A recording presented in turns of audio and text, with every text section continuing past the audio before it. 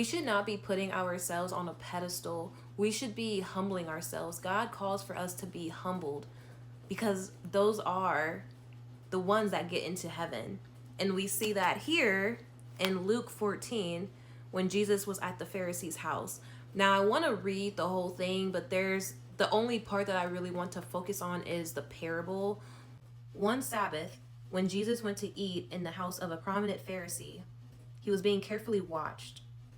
There in front of him was a man suffering from abnormal swelling in his body.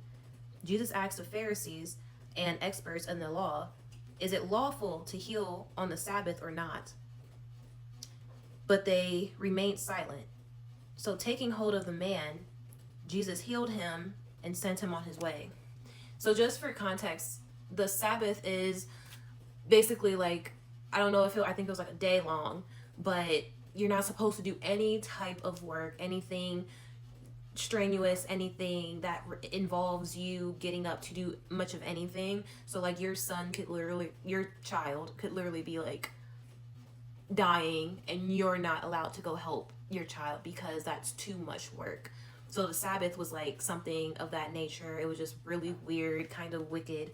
But Jesus is basically saying like, is it not lawful to go and literally help someone who's struggling? You literally see someone who's in need, but because it's this day made up to not do anything, you're just going to sit here and do nothing.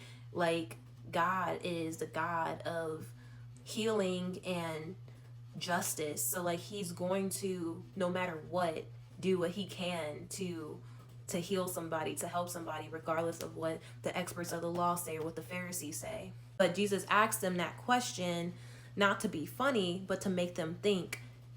But here they are remaining silent. It's like, girl, Jesus was like, boop, you're healed.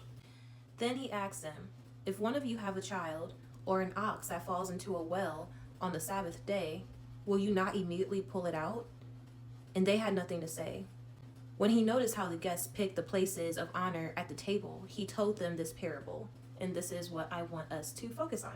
When someone invites you to a wedding feast, do not take the place of the honor, for a person more distinguished than you may have been invited. If so, the host who invited both of you will come and say to you, give this person your seat.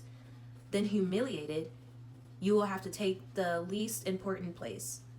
But when you are invited, take the lowest place, so that when your host comes, he will say to you, friend, move up to a better place. Then you will be honored in the presence of all of the other guests. For all of those who exalt themselves will be humbled,